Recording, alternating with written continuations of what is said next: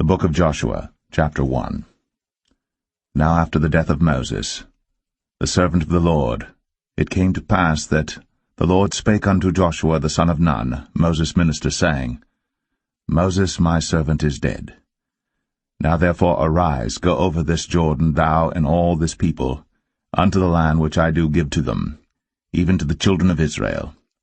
Every place that the sole of your foot shall tread upon, that have I given unto you, as I said unto Moses, from the wilderness and this Lebanon even unto the great river, the river Euphrates, all the land of the Hittites, and unto the great sea toward the going down of the sun, shall be your coast. There shall not any man be able to stand before thee all the days of thy life. As I was with Moses, so I will be with thee. I will not fail thee nor forsake thee. Be strong, and of a good courage.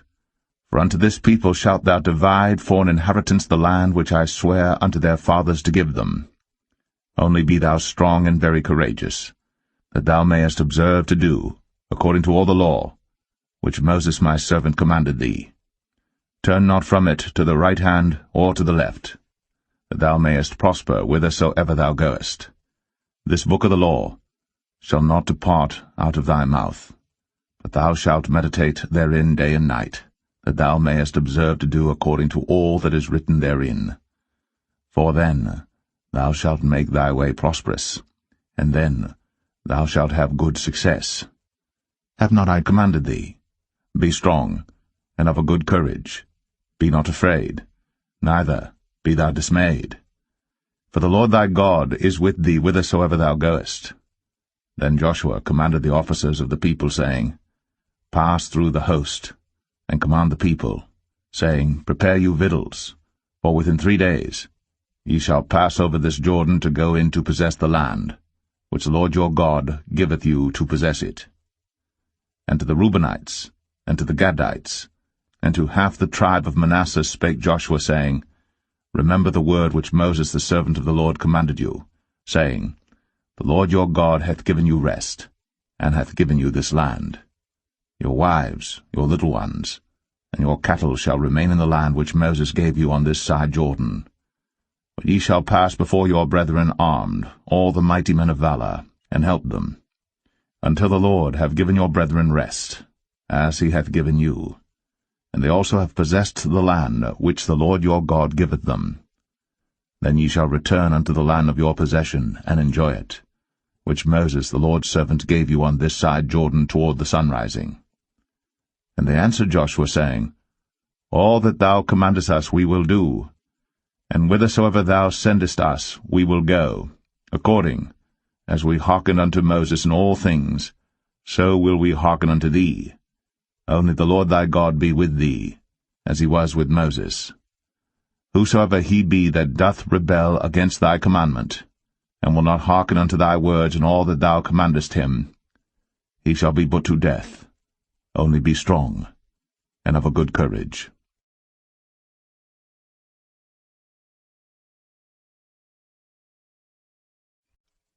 Joshua 2. And Joshua the son of Nun sent out of Shittim 2 men to spy secretly, saying, Go view the land, even Jericho. And they went, and came into an harlot's house, named Rahab, and lodged there. And it was told the king of Jericho, saying, Behold, there came men in hither tonight, of the children of Israel, to search out the country. And the king of Jericho sent unto Rahab, saying, Bring forth the men that are come to thee, which are entered into thine house, for they be come to search out all the country.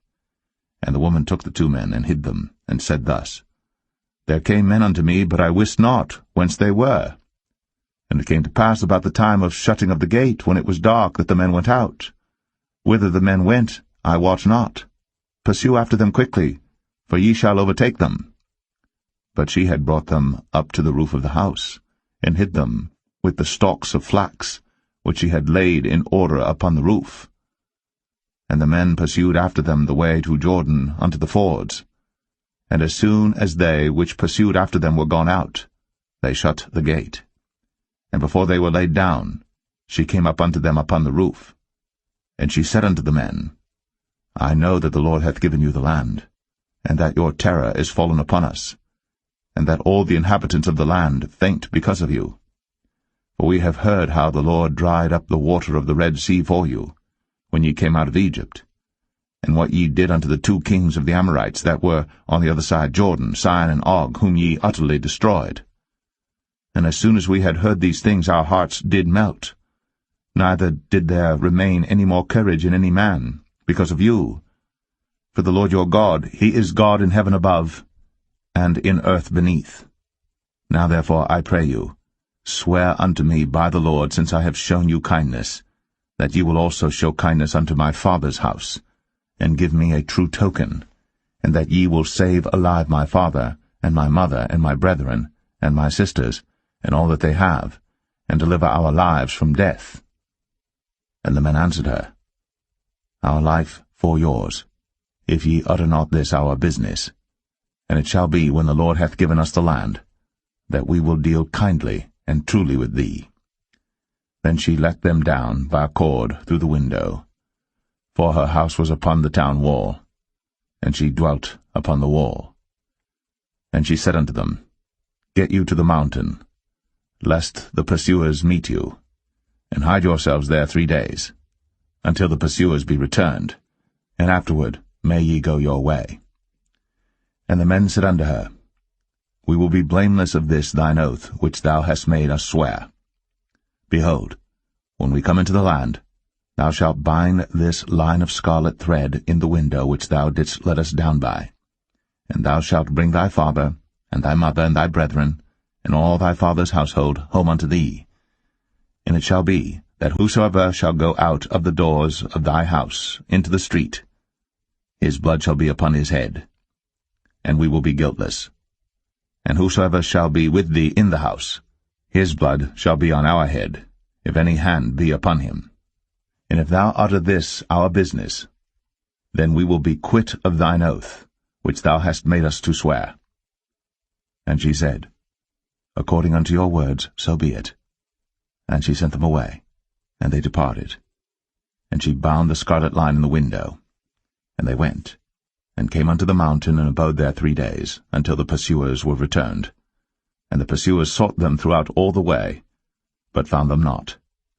So the 2 men returned, and descended from the mountain, and passed over, and came to Joshua the son of Nun, and told him all things that befell them. And they said unto Joshua, Truly, the Lord hath delivered into our hands all the land, for even all the inhabitants of the country do faint because of us.